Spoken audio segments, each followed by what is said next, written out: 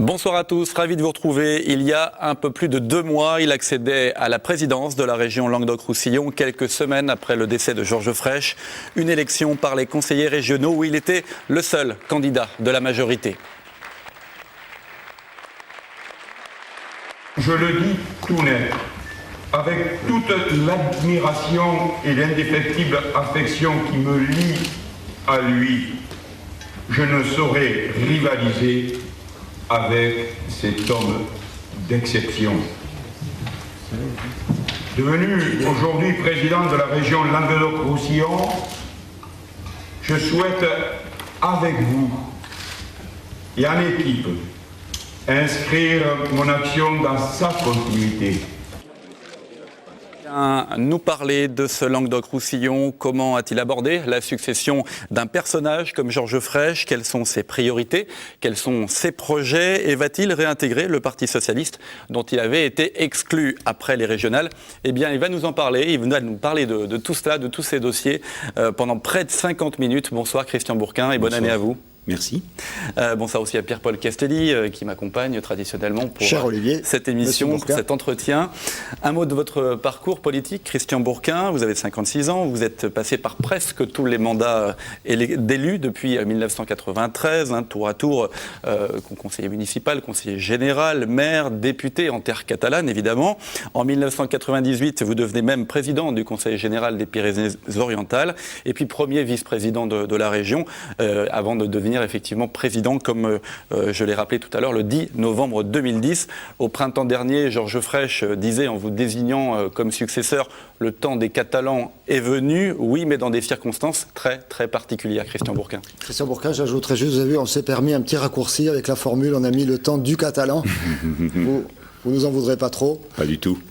Pas du tout. Écoutez, vous l'avez formidablement bien résumé. C'est venu trop tôt, mais on ne décide pas cela. Et on est toujours, du moins je m'inscris dans une période de deuil qui nous appartient à chacun, et nous l'exprimons chacun à notre façon.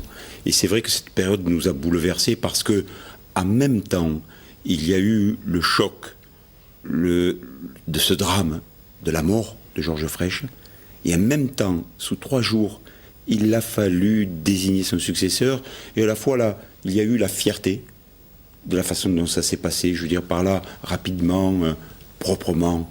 Et tout cela s'est passé en quelques jours.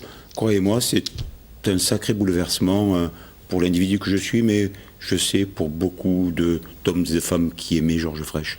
La succession, vous l'avez dit, a été organisée. Là, il y a eu une réunion de tous les socialistes et apparentés le lendemain de l'enterrement de Georges Frêche. Voilà. Et puis là, vous avez effectivement décidé d'un candidat unique, vous. Comment s'organise cette succession depuis ces 2 mois? Comment avez-vous abordé d'abord ces mois un peu compliqués? Puis comment vous abordez maintenant cette succession de Georges Frêche? Permettez-moi, pour vos téléspectateurs, juste de préciser que vous dites, vous avez décidé de la succession, ça s'est fait, on a fait appel à quelque chose de superbe dans la démocratie, le vote. Les 32 hommes et femmes qui composent la liste de Georges Frêche se sont réunis le jeudi après-midi qui a suivi l'enterrement et nous avons voté tout simplement. Il a fallu 2 tours pour que j'obtienne la majorité absolue et ça s'est fait aussi simplement, aussi sobrement, mais aussi fortement. Voilà. Et quand on utilise la démocratie et le vote, on règle tout et c'est ça la force. Voilà. Et donc me voilà président de la région, m'inscrivant dans la continuité de Georges Frêche. Parce que c'est très facile de s'inscrire dans la continuité quand on a été à ses côtés. J'ai fortement participé à la rédaction d'ailleurs du programme de la campagne électorale d'il y a à peine 10 mois. Maintenant, et donc de ce point de vue-là, la continuité totale, et on va parler d'ailleurs du déroulement de ce programme, nous sommes dans le temps d'exécution, et après on peut évoquer certes le fond et on peut évoquer le style, et là chacun le devine et le voit maintenant, le style que je sais le mieux faire, c'est du Christian Bourquin, c'est-à-dire que Georges Frêche avait sa personnalité, sa façon de faire. Et d'ailleurs, chaque individu a sa personnalité. Il avait une personnalité marquante, forte, pour laquelle nombre de nos concitoyens étaient habitué et presque prenait du plaisir à être dans cette personnalité. Ses opposants le trouvaient quand même très très dur. Est-ce que vous êtes dans le même registre de dureté il a quand même des opposants qui avaient la dent dure contre lui et puis il leur rendait bien. Je ne sais pas. Est-ce que vous êtes un peu plus consensuel que Georges Frêche ? Il faudra le dire d'ailleurs à ceux qui m'observent, à mes concitoyens, ou ceux qui m'observent dans la vie politique, savoir comment je suis. Il est toujours très difficile de se qualifier, de définir son action. Moi, si vous me demandiez, vis-à-vis de mes concitoyens, de me définir ou de définir la politique que j'ai l'honneur de conduire, c'est d'abord un travail d'écoute. Il y a le temps de l'écoute, puis le temps de la décision et le temps de l'exécution. C'est pas de la théorie ce que je développe là, je me suis toujours appliqué ces 3 rythmes fondamentaux. J'ai eu des postes à responsabilité déjà, pas aussi importants que celui de président de la région. J'ai toujours appliqué ce principe et d'une manière générale, beaucoup de travail de proximité. On dit beaucoup de travail de terrain. Et vous le voyez, veut dire rencontrer les gens, oui. Les écouter, prendre le temps de les écouter ? Prendre le temps de les écouter en allant à leur rencontre. Mais il n'y a pas que de cela, sans quoi vous seriez un mauvais politique. C'est le début des ingrédients, je pense, d'un homme politique complet. Il y a ensuite, une fois qu'il y a cela, il y a la force de la décision. Faire décider son assemblée, donner le cap, dresser le cap et faire adhérer son assemblée à ce cap-là. J'évoque des choses simples, évidentes, mais faut-il les faire et les mettre en œuvre ? Je pense que de ce côté-là, j'ai une certaine expérience, oui. Donc pas de pression, c'est vrai que on va pas s'apesantir pendant 2 heures, mais Georges Frêche était taxé de faire des pressions parfois assez dures, même des pressions à la subvention sur certains élus, s'ils n'allaient pas dans son sens. Vous-même, vous avez été critiqué quelquefois dans les Pyrénées-Orientales, pas à ce point-là, mais quand même, il y a eu des oppositions assez fortes.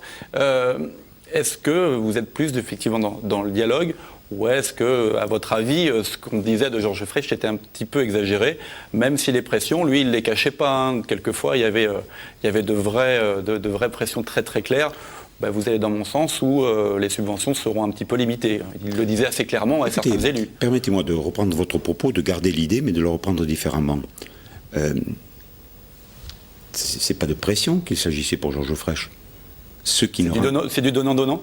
Et oui, ce qui ne rentrait pas dans sa politique, pourquoi vouloir bénéficier des financements pour faire une politique contraire à celle pour laquelle il avait été élu ? Si vous me demandez, je suis dans la même trame. Mais vous me voyez finalement aider d'autres élus qui iraient dans une trame différente pour laquelle j'ai été élu, avec l'assentiment du peuple. Ceux qui souhaitent, et quel que soit leur horizon politique, qui souhaitent mener les mêmes objectifs, le même cap qui est le mien, au nom de cette élection qui a eu lieu en mars 2010, ils sont les bienvenus et ensemble, nous avancerons, qu'ils soient de droite ou de gauche.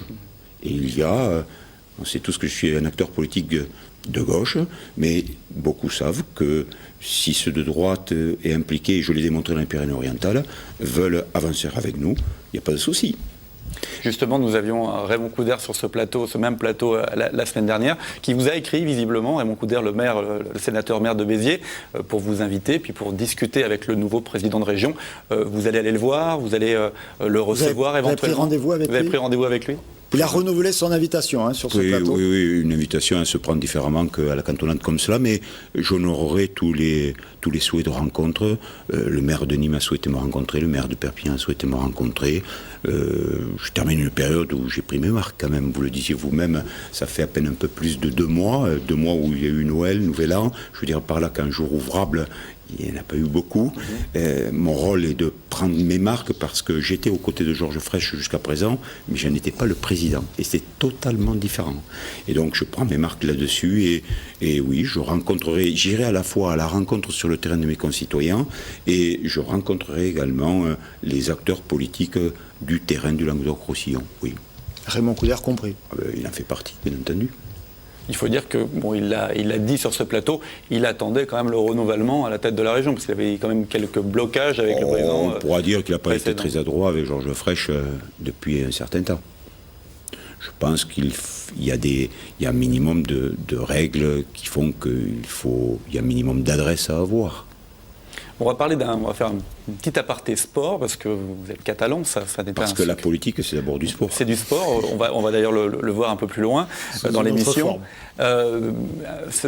Samedi dernier, il y avait un match de top 14, donc à Montpellier USAP. Derby régional. Exactement, vous étiez présent. Précisez que c'est du rugby, parce que pour Olivier Roiran, tous les sports sont du rugby. Non, c'est du rugby. Il n'y a que le rugby comme sport, donc je précise pour nos téléspectateurs. Non, alors en terre catalane, il y a du rugby quand même, il y a beaucoup de rugby à Montpellier, il y a d'autres sports évidemment.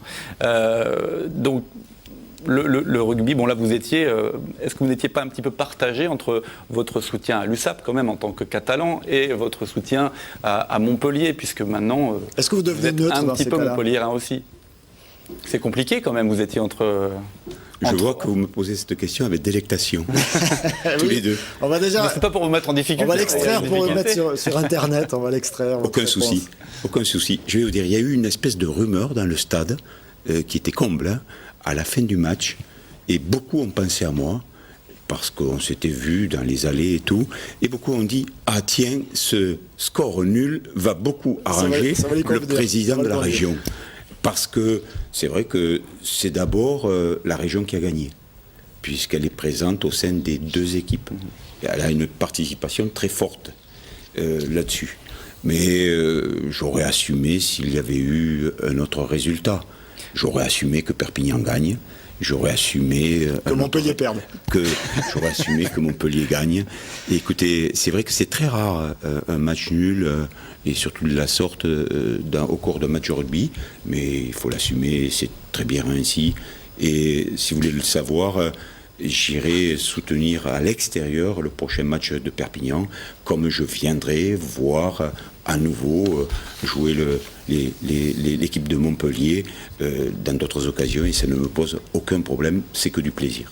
Le soutien au sport de haut niveau, c'est quelque chose qui était déjà mené, totalement. Qui va être continué. J'ai été présent au foot déjà auprès de Louis Nicoléen, j'ai été présent au hand, et j'étais au huitième de finale de la Coupe d'Europe, match retour.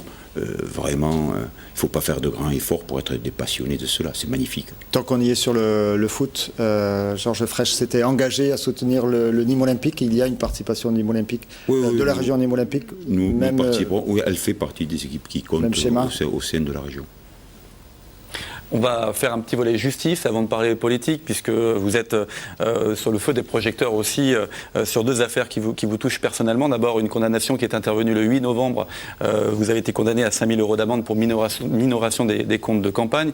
Et puis une autre affaire qui va se jouer devant la chambre correctionnelle dans les prochaines semaines. Vous êtes accusé de favoritisme dans un marché public en 99. Est-ce que comment vous prenez-vous d'abord cela, est-ce que c'est de l'acharnement judiciaire? Ces dossiers qui ressortent 10 ans après leur... Parce qu'effectivement, la deuxième affaire qui vous renvoie en correctionnel, c'est une affaire qui est quand même assez vieille. La réponse est dans votre question. Le mot acharnement est léger, dans mon cas. J'ai eu plusieurs autres mises en examen et tout cela. Je ne crois pas que ce soit bien qu'on tente de gagner dans la vie politique au travers d'autres outils que le combat électoral. C'est le premier élément que je voulais dire. Le deuxième, vous avez remarqué que dans les deux cas que vous venez de citer, il ne s'agit pas d'affaires d'argent. Il s'agit de démarches administratives. Dans le premier cas, parce que s'il s'agit d'argent, dans l'affaire que vous évoquiez sur les comptes de campagne, il s'agit d'argent personnel que j'ai donné. Parce que d'habitude, on met en cause des élus quand ils ont pris de l'argent. Mais là, c'est pas dans le bon circuit qu'il est passé. Moi, j'en ai donné, et on estime que l'argent que j'ai donné n'est pas allé dans le bon circuit. Qu'est-ce que vous voulez que je vous dise? Moi, quand je donne à une institution de l'argent, c'est pas à moi à savoir le circuit qu'il doit prendre. Mais il a pris un bon circuit, selon moi. C'est-à-dire que je suis dans les clous au niveau de la réglementation des comptes de campagne. Un juge qui n'est d'ailleurs pas un juge de l'élection en a jugé autrement. J'arrête là parce qu'il y a déjà eu 400 articles de presse. J'ai été, je dirais, médiatisé, surmédiatisé là-dessus. Je me suis posé la question d'aller faire jurisprudence en allant en Conseil d'État sur cette affaire. J'arrête parce que, je vous dis franchement, j'en ai marre. Je suis élu pour travailler avec les 2,5 millions d'habitants.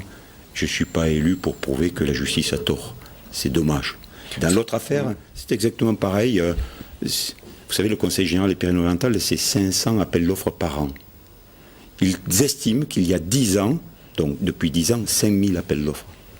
Ils estiment qu'un de ces 5000 appels d'offres, il y a 10 ans, eh bien, il aurait mieux valu choisir éventuellement quelqu'un d'autre. Ce choix pour lequel je ne siège pas à la commission d'appel d'offres, pour lequel j'ai aucune responsabilité, si ce n'est je suis le président du Conseil général. Et il n'y a pas eu aucune malversation, rien. Et en plus, c'est le moins-disant qui a été pris. Un appel d'offres, on fait des appels d'offres pour prendre le moins-disant. Et ma question, c'est de dire, et alors, qu'est-ce qu'il aurait fallu faire? Ah ça, on me dit, non, vous avez bien fait, c'était celui-ci qu'il fallait prendre. Et alors, pourquoi je fais injustice? On me dit, mais c'est pas grave, vous êtes toujours innocent. En attendant, on cherche à salir. La preuve, on en parle, mais vous êtes pour rien, et c'est normal, vous commentez l'actualité, vous présentez l'actualité. Je pense que dans notre pays, de ce côté-là, il faudra que certains arrêtent de taper sur les politiques ou de vouloir avoir une revanche sur les politiques. Vous n'avez pas peur d'être condamné ni d'être inéligible au final? Vraiment pas. Vraiment pas. Vous êtes très, très serein. Ah oui. Bon, on va passer à un autre domaine, on va passer à la politique et puis au dossier concernant la région Languedoc. On était dans la politique. On était dans la politique, on était dans la justice. Non, on était dans la politique. Vous pensez que c'est politique? On était dans la politique. On vous laissera la conclusion de cette première partie dont on en parle. On se retrouve dans un instant, juste après une page de pub.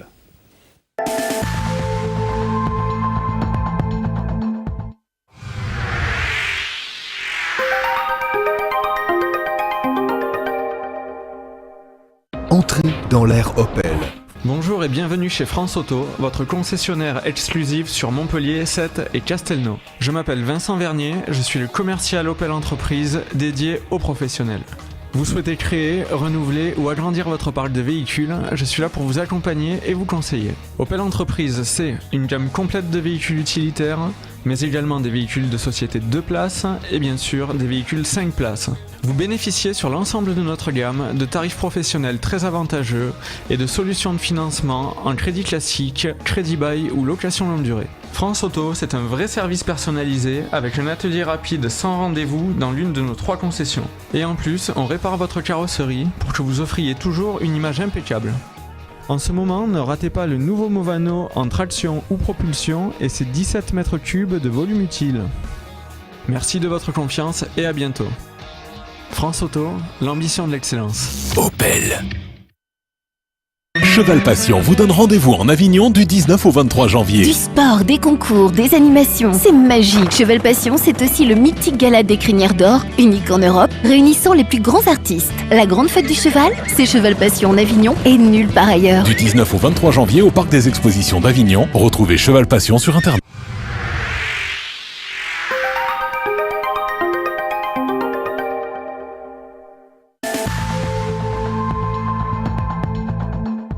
Deuxième partie dont on en parle avec Christian Bourquin, le président d'Hiver Gauche de la région Languedoc-Roussillon. On va, pour commencer cette seconde partie, si vous le voulez bien, écouter Arnaud Montebourg, député socialiste, et puis... président du Conseil général de Saône-et-Loire également. Conseil général en faillite. Ça commence. Et puis... candidat, il est aussi candidat pour les primaires socialistes pour les élections présidentielles de 2012. On vous posera la question si vous êtes de ses soutiens. Et comme il est en difficulté dans son département, il se présente à la présidentielle pour faire de la publicité et montrer à ses électeurs qu'il est un homme important et faire la campagne dans son département. Bon, on va l'écouter puis on réagit à je ne suis pas sûr que ce que vous allez entendre va vous faire changer d'avis apparemment sur lui. On l'écoute. Écoutez. Je suis très exigeant et je trouve que nous n'avons pas été assez exigeants vis-à-vis du choix du président de région qui saute d'un juge d'instruction à un tribunal, comme si nous avions besoin de cela. Les problèmes des collectivités locales sont suffisamment graves.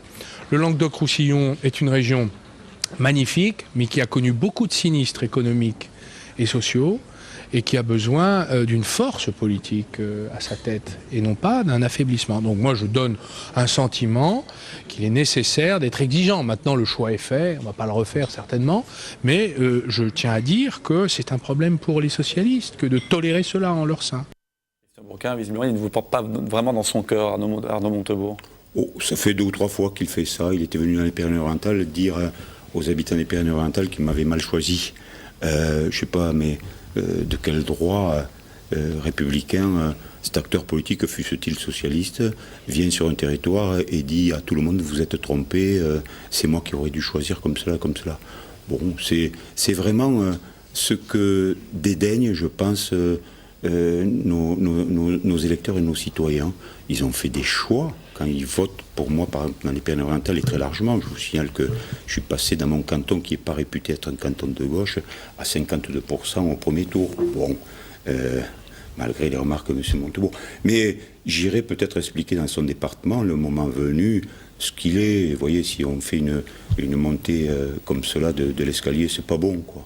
Je pense que ce gars, vous savez, en France, c'était le pourfendeur du non-cumul de mandat.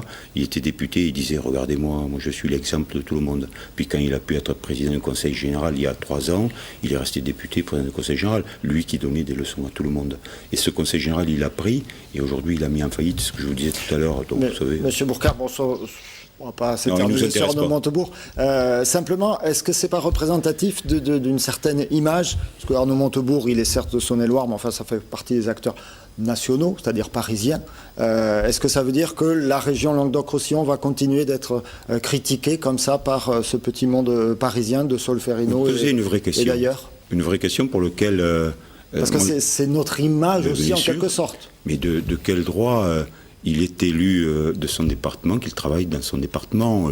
Vous êtes gentil quand vous dites que c'est un acteur politique national. Bon, je dirais, il n'a pas la carrure, c'est évident. D'ailleurs, il est candidat aux primaires, enfin, en tout cas, il se positionne comme tel. C'est normal, le Parti socialiste est un parti démocratique et chacun peut s'y présenter. Mais sincèrement, vous croyez que vous avez une audience nationale quand vous permettez d'avoir ce genre de propos et de critiques inventées de toutes pièces? Bon, ne parlons plus de lui, ça le met en évidence et en importance, et puis on s'en fout de tout cela. Donc, ce que je crois, c'est que, oui, il faudra que, dans cette formation politique, mais je note que dans les autres c'est exactement pareil, il y a une dérive des acteurs politiques qui concentrent tout sur Paris et puis qui finalement pensent que dans toutes ces régions de France il y aurait des bouseux pas capables d'aller de l'avant et de travailler. Nous l'avons fait durant la campagne avec Georges Frêche, j'en suis l'héritier de tout cela. Nous démontrons tous les jours que justement, regardons qui sont les vrais acteurs politiques de cette France. Regardons-les en face. Au mois de décembre, il y a eu un geste du Parti socialiste en direction des exclus, des 58, enfin pas vraiment les 58, mais d'un certain nombre d'exclus des régionales après ces élections, d'exclus du PS. Alors, l'idée du PS national, c'est de réintégrer tout le monde, sauf les socialistes héroltais. Les anciens socialistes héroltais, vous êtes toujours sur la même ligne, vous aviez dit on réintègre tout le monde ou personne, c'est toujours votre position? Oui, parce que c'est un problème d'abord de solidarité, de fraternité entre nous et puis de justice interne. Et si vous voulez le savoir, je complète votre propos, le chef, après un combat, il est toujours le dernier à rentrer à la maison quand tout le monde est rentré. J'appliquerai cette formule. Donc vous refusez la réintégration tant que tout le monde n'est pas prévu pour être réintégré? Je réintégrerai quand tout le monde sera réintégré, y compris ceux de l'Hérault, qui n'ont pas failli en plus, pas plus que les autres. Voilà. C'est une fédération qui est sous tutelle. Comment vous jugez cette tutelle, vous? Écoutez, j'ose croire que pour Martine Aubry, à Paris, il y a quand même plus important que l'Hérault, quoi. Je pense qu'elle aurait plutôt intérêt à s'occuper de Nicolas Sarkozy, qui fait de tout au peuple français. Elle aurait intérêt à parler de pouvoir d'achat et nous dire un peu comment on s'en sort là-dessus. Je pense qu'il y a des sujets nettement plus importants, l'emploi, premier rang desquels, plutôt que de sans arrêt passer son temps sur l'Hérault. L'Hérault, il va très bien. Le Languedoc-Roussillon va très bien. Il va de l'avant et on rentrera dans les sujets de fond. Et d'ailleurs, mes concitoyens auront l'occasion de me découvrir au cours de ce mandat, voir cette détermination qui est la nôtre pour aller de l'avant et faire en sorte que tout le monde s'y retrouve. Et je vais vous le dire, le Parti socialiste, c'est quand même une priorité accessoire. Je dis priorité parce qu'il faut avancer, mais accessoire. Moi, mon travail, c'est de travailler avec les 5 départements, avec les grandes villes, Montpellier, mais également les capitales départementales, avancer avec les 2,5 millions d'habitants. Il est là, mon travail. Justement, vos relations avec Hélène Mandroux pour Montpellier, avec André Vézinet, le président du Conseil général, comment ça se passe entre moi, vous? je m'entends avec tout le monde, il n'y a aucun souci. J'étais au vœu de Mme Mandroux encore avant-hier. C'est vrai que la presse a noté qu'il n'y avait pas beaucoup de monde, mais moi, je n'étais pas habitué à y aller avant. Je me souviens, quand j'y allais avec Georges Frêche, nous faisions la queue, il y avait près de 4000 à 5000 personnes. J'ai noté que cette période avait changé, mais ça, c'est la vie, c'est comme cela. Donc, vous espérez beaucoup de monde aux vœux de la région la semaine prochaine? Je m'inscris dans la continuité de ce que faisait la région jusqu'à présent. Mais laissez-moi terminer. Montpellier, vous m'avez parlé de Montpellier, de l'Hérault. Mon premier acte a été de déposer une gerbe le 11 novembre, étant élu le 10 novembre. J'étais présent à Montpellier. Je crois que j'ai fait beaucoup de gestes concrets et importants pour l'avenir, pour Montpellier, au-delà de déposer la gerbe, ce qui est important en termes d'humilité au regard du passé, mais le travail que nous venons de faire, par exemple, avec les 3 universités, je pense que j'ai démontré l'importance de la capitale régionale dans notre région. Justement, pendant la campagne des régionales, ce qui avait été reproché par les opposants à Georges Frêche, c'était qu'il se soit occupé beaucoup de Montpellier, de la capitale régionale, de l'Hérault, et moins du reste du territoire. Et puis il avait dit, donc pendant la campagne, maintenant, on va effectivement... Tout est fait à Montpellier, on va maintenant se concentrer sur toutes les autres villes, sur l'ensemble du territoire du Languedoc-Roussillon. Est-ce que vous allez continuer dans cette lignée-là? Je vais reprendre votre question en vous disant il ne s'agit pas d'opposer l'un et l'autre, c'est l'un avec l'autre. Beaucoup de choses ont été faites à Montpellier quand même. Je vais y revenir. Non, la preuve, c'est que s'il y avait mésentente sur l'université, c'est que tout n'était pas fait. Et un territoire tel qu'il soit, et le Languedoc-Roussillon a besoin d'une capitale, comme la France a besoin d'une capitale, Paris. Le Languedoc-Roussillon a besoin d'une capitale, Montpellier. Et chaque département a besoin d'une ville chef-lieu, que ce soit Nîmes, Perpignan, Carcassonne, bref, et que ce soit Mende. C'est une évidence. Mais faut-il la rappeler? Ça, c'est le premier élément. Le deuxième élément, Montpellier a historiquement travaillé avec son université dans le domaine de la santé, dans le domaine de la recherche. Et je vais vous donner 2 exemples tout simples, parce que ça a été l'une de mes premières décisions pour la région et pour Montpellier en particulier, sur la cancérologie, la recherche sur le cancer. On sait qu'il y a une lutte des territoires et que, par de l'argent de l'État, a été privilégié également Toulouse. Si nous ne continuons pas à pousser la recherche sur la cancérologie, ça veut dire que ce secteur chutera, les chercheurs iront à Toulouse, terminer Montpellier. Je vais prendre un autre secteur, l'épidémiologie. On sait que c'est Marseille en France qui est leader, mais Montpellier rivalise. Ça veut dire, et ça a été mes 2 décisions, de renforcer ces financements. Si on ne finance pas l'épidémiologie, la recherche, ça veut dire que c'est Marseille qui l'emporte. Et ça veut dire que les chercheurs partent sur Marseille. Est-ce que c'est vraiment la compétence de la région de faire ça, Président? Le financement de la recherche n'est pas la compétence de la région en direct. Le financement de l'université n'est pas la compétence de la région en direct. Mais ce qu'il faut bien voir, c'est que derrière cette recherche, il y a l'emploi. Et si on a assisté à un développement formidable ces 10 dernières années de Montpellier et de ses alentours, c'est grâce à la recherche. Aujourd'hui, dans ce secteur montpelliérain, grâce à l'université, il y a 7000 chercheurs. C'est l'un des premiers pôles de France. Vous entendez? De France. La France ne peut pas se passer de Montpellier pour son secteur de la recherche. Mais ce qui est intéressant, c'est certes les chercheurs à l'échelle de la France, mais pour notre territoire, c'est que ces chercheurs essaiment, montent leur entreprise, vont dans des grandes entreprises qui sont venues sur Montpellier et ses environs. Et c'est cela qui a créé la dynamique de travail, d'initiative et de développement. Eh bien, mon rôle et mon boulot, qu'avait commencé Georges Frêche, et nous irons plus loin, c'est qu'il faut que ça de garder Montpellier dans la course. De garder Montpellier dans la course et que ça irrigue tout le territoire, l'ensemble du territoire. Je vais vous donner simplement une idée, mais d'un objectif à 10 ans pour ne pas irriter à partir de propos que je vais tenir. Mais par exemple, restons dans la recherche et la santé. Il y a aujourd'hui dans les hôpitaux, qu'ils soient plus ou moins grands, et on les connaît, Nîmes, Perpignan, Carcassonne et Montpellier surtout, le CHU. Mais aujourd'hui, il n'y a pas de réseau, il n'y a pas de travail. Il faudra, et je donne du long terme pour ne pas bouleverser les équilibres, mais dans ce domaine de la santé, de la recherche sur la santé, on ne va pas rechercher des choses identiques et à Perpignan et à Montpellier. Je crois qu'on peut faire un vrai boulot d'unité. D'ailleurs, vous avez noté que Georges Frêche s'était fait élire à la demande des responsables du CHU, président du CHU. Il n'a pas eu le temps d'exercer sa mission puisqu'il a tenu qu'un conseil d'administration. Vous allez vous proposer pour reprendre ce poste-là? Oui, les responsables du CHU sont venus me voir. et on demandait, et vous savez, j'ai été très sensible parce que généralement pour un acteur politique, c'est lui qui demande les voix à ses électeurs. Les postes. Là, ils m'ont demandé, et j'ai compris la force de l'acte, ils m'ont demandé d'être le président du conseil de surveillance de cet énorme outil qui est le CHU de Montpellier, pour une raison simple, c'est qu'il ne sera plus que le CHU de Montpellier, il sera le CHU d'une région, Languedoc-Roussillon. Et vous voyez dans ce symbole, rien que dans ce mot, toute cette politique que ça renferme. Vous avez parlé, vous êtes intervenu fortement, avec détermination. On a peut-être vu aussi là le vrai Christian Bourquin sur le dossier campus, qui était bloqué, pour faire simple, avec des rivalités entre les différents présidents des universités. On essaye d'être synthétique, mais je pense qu'on ne dénature pas la réalité. À partir de là, donc, les choses se sont débloquées, on l'a vu. On entend beaucoup dire, le dossier a pu être présenté dans les temps, on entend beaucoup dire du côté des universitaires, mais pas que, j'étais avec André Vézinet la semaine dernière, que de toute façon, au final, l'État risque de ne absolument pas donner les centaines de millions promis, voire le milliard promis. Vous ne me ferez pas rentrer dans le procès d'intention. Aujourd'hui, il y a des engagements, et je respecte les engagements qui sont pris. L'engagement est le suivant.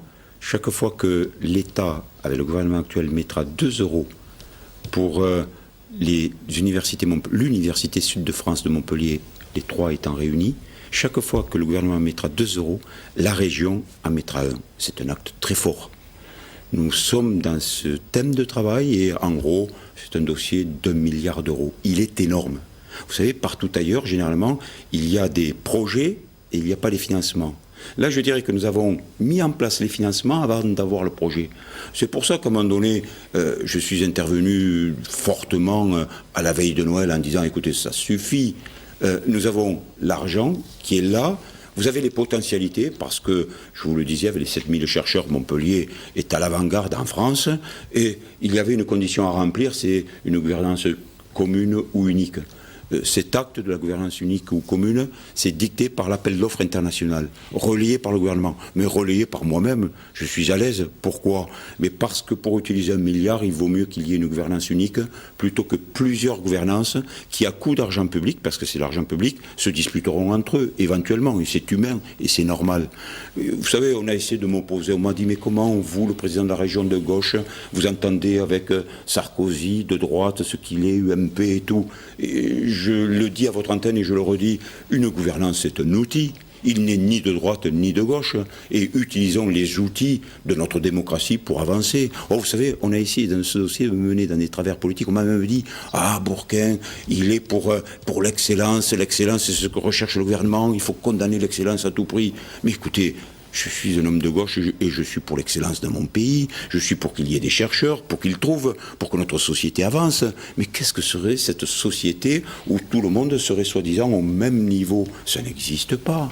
Et donc, vous voyez, j'ai évacué très rapidement les critiques les unes et les autres. On a voulu me faire rentrer dans un débat polémique et ça ne m'intéresse pas parce que c'est l'enjeu des 30 ans qui viennent pour l'emploi dans Languedoc-Roussillon. Et c'est cela, pour l'instant, que nous avons sauvé. Oui, je l'ai fait énergiquement, je ne le regrette pas, parce qu'il s'agit de l'emploi de demain et d'après-demain. Voilà. Donc là, le projet sur les rails, l'initiative d'excellence, le projet a été déposé le 7 janvier, donc on attend la réponse. Il est sur des rails, je vous donne la comparaison. Pour la région, ce sera l'équivalent de la moitié du TGV. C'est énorme, on sait tous que l'investissement de la région dans le TGV est énorme, eh bien c'est la moitié du TGV que nous avons mis là-dedans. Et quand on me disait, écoutez, vous êtes qu'un tiroir caisse, on prendra l'argent de la région et vous n'avez rien à dire, c'est pas... Moi j'ai du caractère aussi, Qu'est-ce que vous voulez ? Puis j'ai des ambitions pour ma région. Et je sais où sont ces ambitions. Parce que je me suis fait élire sur ces bases-là. Et je souhaite que les ambitions de la région se retrouvent dans ce dossier. Mais sur le fond, je vous le dis, j'ai pas de souci. La recherche à Montpellier est l'une des premières en France. D'accord que le dossier, nous avons franchi le premier cap. Il s'agit maintenant d'être accepté à l'échelle internationale par cet appel d'offres. Mais je vais vous dire, de ce point de vue-là, si les choses continuent ainsi, je ne me fais pas trop de soucis. On va faire une courte pause à nouveau, on va conclure cette deuxième partie et on se retrouve pour la suite des dossiers de la région Languedoc-Roussillon. À tout de suite.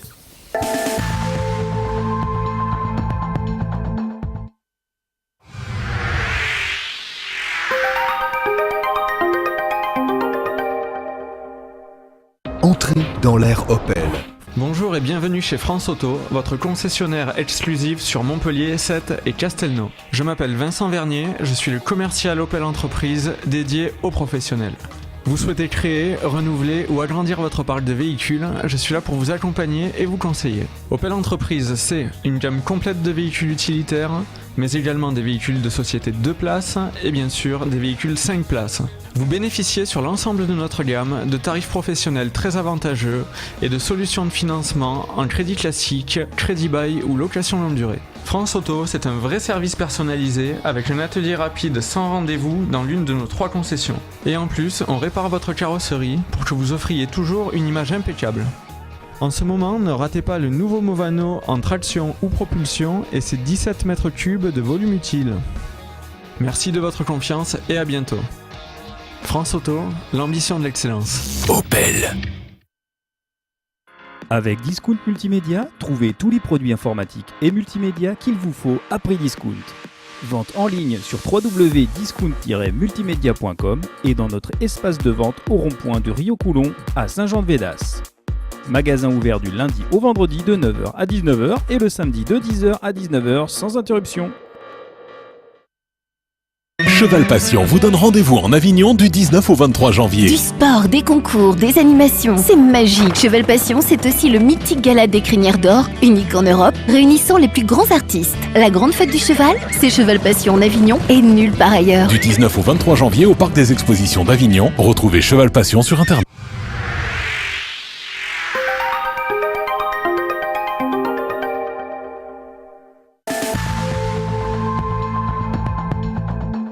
Troisième partie d'On en parle, toujours avec Christian Bourquin, le président d'Ivergauche de la région Languedoc-Roussillon.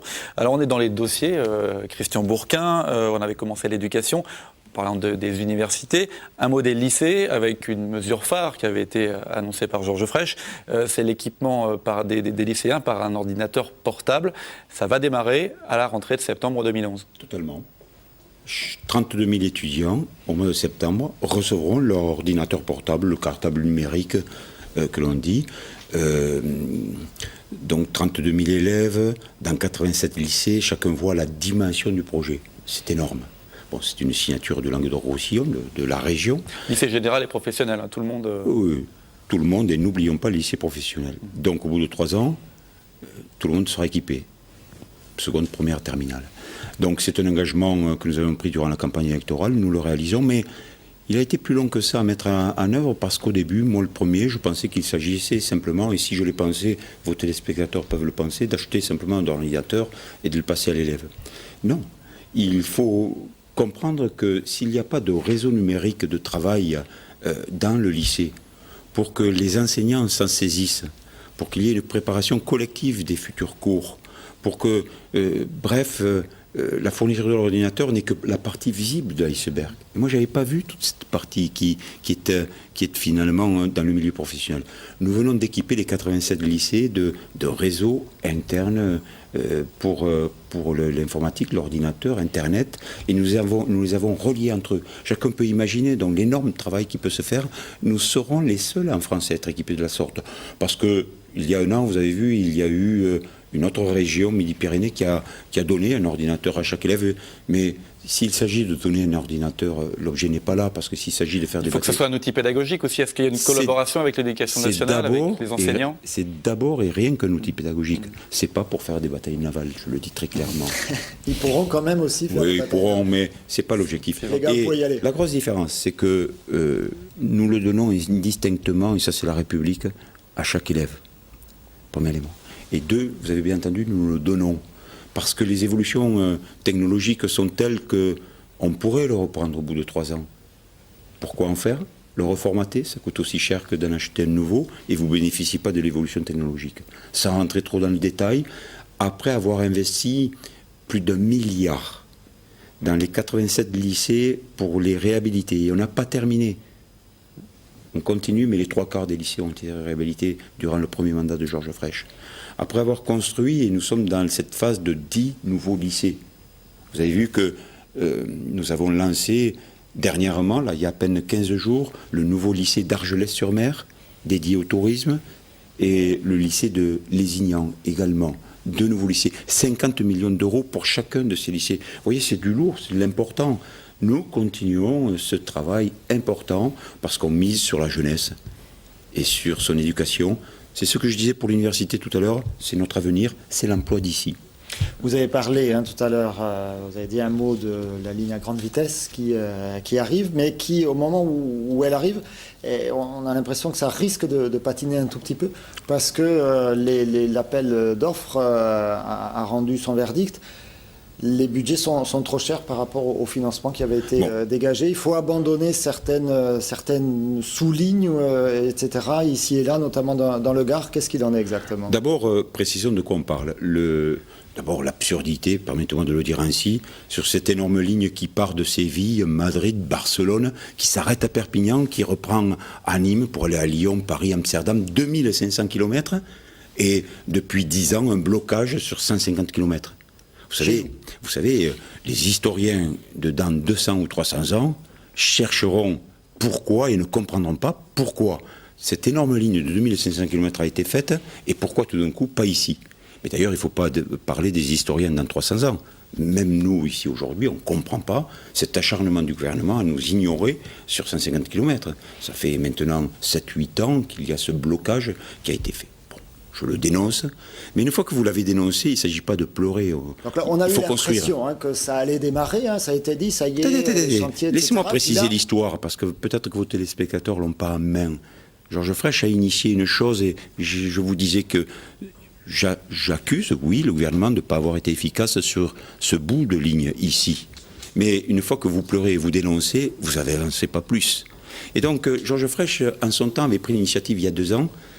Il avait dit banco avec le gouvernement, il leur avait dit, si jamais vous lancez le TGV, je vous donne 3 mois pour lancer le dossier du TGV Perpignan-Nîmes, si vous le lancez, la région participera à hauteur du tiers. Vous savez, ça a fait réfléchir M. Filon et son gouvernement. Ils ont dit oui, c'est l'occasion de récupérer de l'argent quelque part pour financer. Bon, de quoi s'agit-il ? Il y a d'abord le contournement de Nîmes-Montpellier, puis Montpellier-Perpignan. Il y a 2 tronçons en fait. Le contournement Nîmes-Montpellier, vous y faisiez allusion, 1,6 milliard d'euros, il faut qu'il soit absolument fait pour 2016. C'est la condition que je pose pour que la région finance largement. Donc ça veut dire mais 2,6 milliards, en moins de 6 mois, parce qu'ils ont tardé, c'est passé à 2,3 milliards. Et donc, oui, vous ne l'avez pas trop su, mais là aussi, comme pour l'université, j'ai été très exigeant vis-à-vis de ceux qui sont en charge de cette réalisation. Parce qu'il ne s'agit pas d'attendre. Tout ce qui attend, c'est des financements publics qui doivent venir ici, là-dessus, et en grande masse. Et j'ai soutenu Damien Alary à Nîmes, président du Conseil général du Gard, parce qu'il participe avec son institution, le Conseil général, à hauteur de 32 millions d'euros.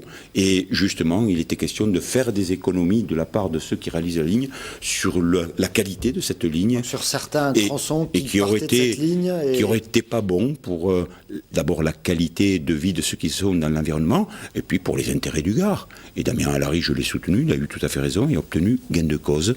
Maintenant, nous pouvons signer, fin janvier, le lancement des travaux pour que ce soit fait en 2016. Et j'invite les réalisateurs de cette ligne à aller vite. Et sur les 2,3 milliards, on finance comment ? Parce que évidemment, le budget a augmenté. Comment on va Oui, la région est appelée à hauteur de 450 millions, donc vous dire que ce n'est pas neutre. Et chacun des acteurs sera amené à mettre un peu plus sur la table, du coup ? Bien sûr, et c'est pour ça qu'il faut arrêter. Et mon travail, c'est de préserver le dimensionnement du budget de cette réalisation, et puis les délais, on n'a que trop attendu. On l'aura pour 2016, c'est le cap que j'ai fixé, que je me suis fixé, et sur lequel je ne veux surtout pas déroger, sans quoi la région se retirera, et puis le gouvernement se débrouillera pour le financer, parce qu'après tout, c'est d'abord un projet d'envergure nationale, voire internationale. Et permettez-moi de dire à vos téléspectateurs que je comprends qu'on rejette de plus en plus l'Europe. L'Europe, dans ce dossier, n'est présente qu'à hauteur de 4%, sur une ligne dite internationale européenne. Et donc, il est permis de se poser des questions, alors que sur d'autres projets ailleurs, au début où ils réalisaient des TGV, ils allaient à hauteur de 10-15%. Bon, ça c'est la partie Nîmes. Oui, justement, sur le deuxième tronçon. Et puis le deuxième tronçon Montpellier-Perpignan, bien il faut lancer maintenant le tracé, l'enquête publique, le débat public qui va être lancé là-dessus. Oui, rien que les études, c'est 30 33 millions d'euros. C'est gigantesque, rien que les études. Et la région a pris en charge pratiquement la moitié de ces études. Donc, vous dire si nous sommes dans un élément moteur, et quelques collectivités avaient tendance à se désengager de cela, à ne pas y croire. Je reviens à votre discussion du début. Si tel était le cas, la région le financerait à la place de ces collectivités, mais que ce soit clair, ces collectivités ne pourraient pas nous retrouver après en soutien sur d'autres projets pour eux. Donc ils auraient tort de... Qu'est-ce qu'il y a de plus important que d'avoir le TGV dans notre région? C'est le premier dossier économique. Donc il y a un vrai problème d'engorgement aussi de la ligne SNCF actuelle, notamment pour le fonctionnement des TER qui sont sans arrêt en retard. Exactement. Vous pourriez me faire la remarque, mais pourquoi on retrouve la région dans un dossier qui est de responsabilité de l'État d'abord? Eh bien, le lien... C'est la même question que pour la recherche et l'université tout à l'heure. Le lien, c'est que plus vite on a le TGV, plus vite la ligne du TGV, plus vite ça libère des sillons, des rails, pour qu'on y fasse passer plus de TER. Et à 1 euro le TER, mais quand? Oui, je vais vous répondre, plus de TER, parce que justement, il y aura une demande croissante là-dessus, qu'aujourd'hui, sur le secteur de, en gros, Lunel, Montpellier 7, c'est là qu'on est à saturation. Vous savez, on n'est pas à saturation à Narbonne, à Carcassonne, à Perpignan, ou même à Nîmes, ou à Mende. Donc la saturation est là, donc il faut... La politique que j'ai l'honneur de conduire avec mon assemblée, ça va être de faire en sorte que nos concitoyens prennent de plus en plus de transports collectifs, bon sang, plutôt que de doubler inconsidérément tout le réseau autoroutier d'un bout à l'autre de notre région. Puis on est dans le développement durable, on est dans le Grenelle de l'environnement, donc sachons utiliser d'abord les outils qui correspondent à ces objectifs-là. Alors, à 1 euro, vous savez que c'est mon objectif. J'ai été aux côtés de Georges Frêche, celui qui a inventé la formule, l'ayant moi-même appliquée avec les bus dans mon département, ou que vous alliez dans le département des Pyrénées-Orientales en prenant le bus, vous payez qu'1 euro. Et ça a un succès phénoménal. Georges Frêche avait dit 2011. Et durant la campagne, nous nous sommes engagés là-dessus, nous voulions le faire tout de suite, et nous n'imaginions pas à quel point cette vieille institution, cette vieille dame, je prends des précautions avant de mettre un coup, cette vieille dame qu'est la SNCF sache réagir.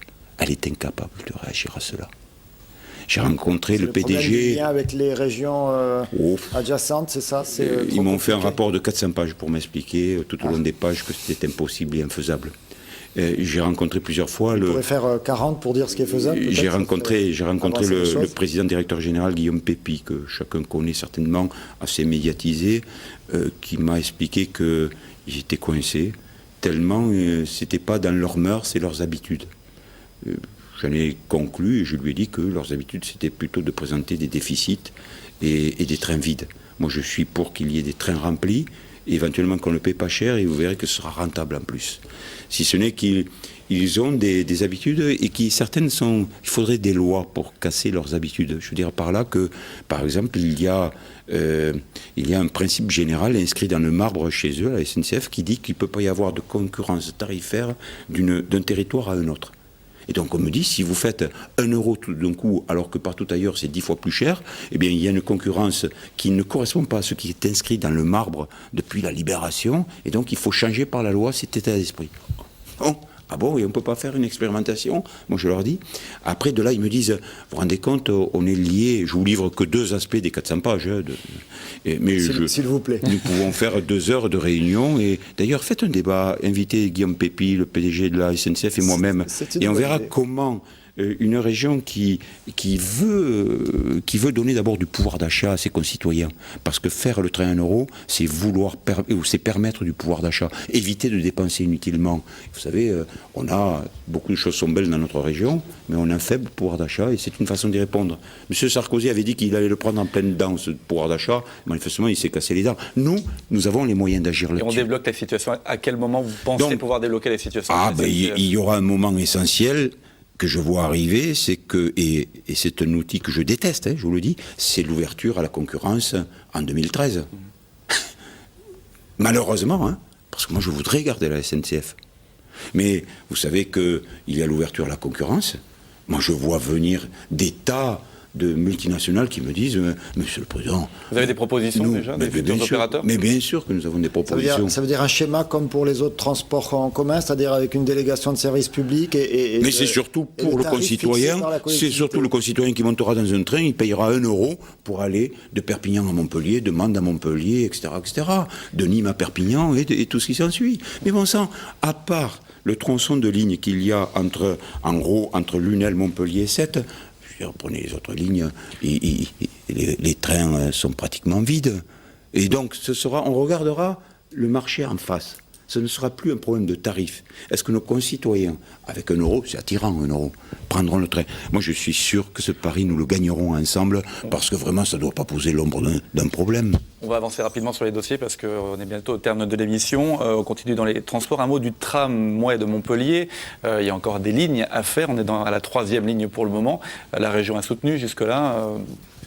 C'est un acteur important du financement de ces lignes de tramway. Vous allez continuer à financer ? Mais bien sûr, parce que je suis dans la même logique du développement durable, de l'organisation de la vie. Vous savez, je suis issu des Pyrénées-Orientales. Il y a le train entre Villefranche et Perpignan. Une ligne qui n'est pas fréquentée, c'est l'équivalent d'une ligne de tramway. Faisons-en un tramway rural à 1 euro. Eh bien, quand Montpellier, là, avec une densité de population, développe son tramway, j'applaudis dès demain. Je dis foncez, allez-y, bon sang. Plutôt que d'avoir des villes engorgées par la voiture, plutôt que de faire des autoroutes à côté et d'investir, utilisons à plein rendement ce moyen de transport collectif propre et qui convient à tout le monde. C'est une évidence, cela. Le doublement de l'autoroute au droit de Montpellier, vous êtes j'espère, je vous livre un scoop. Vous avez vu que le gouvernement qui a en charge comme ce dossier est en train de dire qu'il y avait l'enquête publique, toutes les études préalables, c'est-à-dire 5 ans de travaux, tout était fait, et ils disent mais maintenant, lançons plutôt sur une longueur de contournement de Montpellier plus grande. Donc, qu'est-ce que ça veut dire ? Ça veut dire on repousse. Eh bien sûr. Ça veut dire qu'on abandonne tout le travail qui est fait depuis 5 ans, au niveau des études, enquête publique, concertation. On repart sur une autre enquête publique, sur d'autres lignes, d'autres travaux. Ça veut dire qu'on évite au gouvernement de dépenser de l'argent pour les Montpelliérains pendant 5 ans. Et vous savez, ça veut dire que ce gouvernement, il n'aime pas les Montpelliérains, il n'aime pas cette partie de l'Hérault, cette partie du Languedoc-Roussillon. Je le dis très clairement. Alors, ils le disent au nom de l'écologie, au nom d'une concertation nécessaire. Écoutez, il y en a assez. Et ils m'ont fait déjà le coup, je suis expérimenté. Du territoire où je viens, il y avait une route nationale, il fallait la doubler. Un jour, ils m'ont dit, il y a un lézard à tel endroit. Il m'a fallu le démonter parce que ça leur évitait de faire l'investissement. Pendant 3 ans, on étudiait le lézard et là, on laissait des passionnés. Le lézard, il y a un problème où il y avait un lézard, l'animal ? Oui, un lézard. Et puis après, une fois que je leur ai démonté, parce que je suis un accrocheur, une fois que je leur ai démonté le sujet au bout de 6 mois, ils m'ont dit maintenant, il y a un oiseau là qu'il faut préserver à tout prix. Non mais... Il faut que nos concitoyens sachent qu'il y a des faux prétextes, une fausse utilisation à certains moments du Grenelle de l'environnement pour éviter des dépenses. Mais vous collaborez quand même avec l'État pour justement le Grenelle de l'environnement, la 3e phase qui a été lancée il y a des choses en novembre. Pas tout. Ça a été lancé en région. Vous y croyez ? Vous croyez effectivement ce Grenelle régional de l'environnement ? Écoutez, il y a eu un Grenelle 2 pour préciser le Grenelle 1, parce que le Grenelle 1 c'était plein d'intentions, mais aucune capacité à réaliser. Et le Grenelle 2 vient dire que sur certains points, ils vont tenter d'y mettre un peu d'argent, parce que d'ailleurs, même ceux qui croient à l'environnement et qui sont issus de l'EMP disent que c'est un désastre. Tout ce que Borloo a pu tenter de faire, ça a amusé la galerie, 32 lois, mais finalement, il n'y en a aucune d'applicable. Parce qu'il n'y a pas les moyens en face. Eh bien, nous, en région Languedoc-Roussillon, parce que nous considérons qu'il y a un véritable patrimoine environnemental, parce que c'est notre force de travail, entre le patrimoine terrien et puis la Méditerranée, il faut qu'on se tourne de plus en plus sur la Méditerranée, eh bien, nous considérons qu'il y a un énorme travail.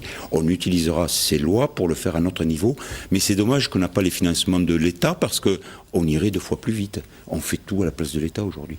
On termine par un dossier important qui est Sud de France, qui était la marque qui avait été lancée par Georges Frêche. On en est où ? Est-ce qu'on peut faire un bilan en début 2011 ? Est-ce que vous allez mettre autant de moyens qu'est-ce qui était mis du temps de Georges Frêche ? Nous allons amplifier les moyens. Parce qu'il s'agit d'emploi, là aussi, et il s'agit d'aller encore plus loin. Nous ouvrirons d'autres maisons du Languedoc-Roussillon en d'autres lieux. Nous sommes en train d'étudier sérieusement Marrakech actuellement. Vous savez qu'il y en a une à New York, il y en a une à Londres, il y en a une à Shanghai, il y en a une à Bruxelles. qui sont des succès. Il y a eu un échec épisodique sur Milan, ça a été fermé, puis ça arrive dans la vie. Aujourd'hui, ça a été fait d'abord pour la viticulture, et aujourd'hui, c'est étendu à tous les corps de métier. Je recevais des artisans l'autre jour qui me disaient, Monsieur le Président, de notre savoir-faire, de nos mains, il faut en faire la marque Sud de France dans leur secteur. C'était pas le produit en tant que tel, c'était la façon dont ils élaboraient le produit. Donc ça donne des idées et des initiatives à tous nos concitoyens. Il faut aller de l'avant, ça marche. Aujourd'hui, on a franchi le cap. C'est-à-dire que la marque marche d'elle-même.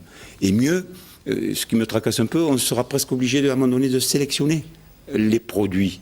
Et donc ça montre à quel point nous sommes présents dans le monde, que c'est un outil commercial, ça favorise l'acte commercial, ça favorise donc les revenus, l'emploi et tout ce qui s'ensuit. Mais attention, depuis, d'autres régions de France sont venus voir ce qu'on a fait, cette belle initiative. Ils essaient de nous copier, je pense à Rhône-Alpes qui, ma foi, va de l'avant. Et donc vous le voyez, on est dans une compétition mondiale de pays à pays, mais on est dans une compétition territoriale de territoire à territoire. Il faut que nos concitoyens en soient bien conscients. C'est pour ça que moi je souhaite m'adresser particulièrement aux 2,5 millions d'habitants et leur dire, jouons groupés, avançons. Je crois qu'on a cette passion pour avancer les uns et les autres, mais en plus ça marche. Christian Bourquin, dernière question. Déjà, beaucoup de projets, on a déjà dépassé beaucoup de projets. 3 ans de mandat, c'est court. En 2014, vous faites quoi ? Écoutez, je crois être habitué au mandat de 3 ans, puisqu'un mandat de président du Conseil général, c'est le plus court de la République, 3 ans. Ça fait 5 fois que j'ai fait un mandat de 3 ans au Conseil général. Je m'habitue à ces contrats de 3 ans. Qu'est-ce que je ferai en 2014 ? Je crois avoir noté que c'était la fin de ce mandat et il y aura... Vous chercherez à avoir un mandat de 2 fois 3 ans, c'est-à-dire de 6 ans, c'est-à-dire de on n'est pas là, mais vous savez, la vie avance vite. Laissez-moi travailler à fond, ce pourquoi je suis en responsabilité auprès de mes concitoyens. Merci Christian Bourquin d'avoir accepté notre invitation. Merci. C'est la fin de ce numéro d'On en parle. Prochain rendez-vous mercredi prochain. Très bonne soirée à tous.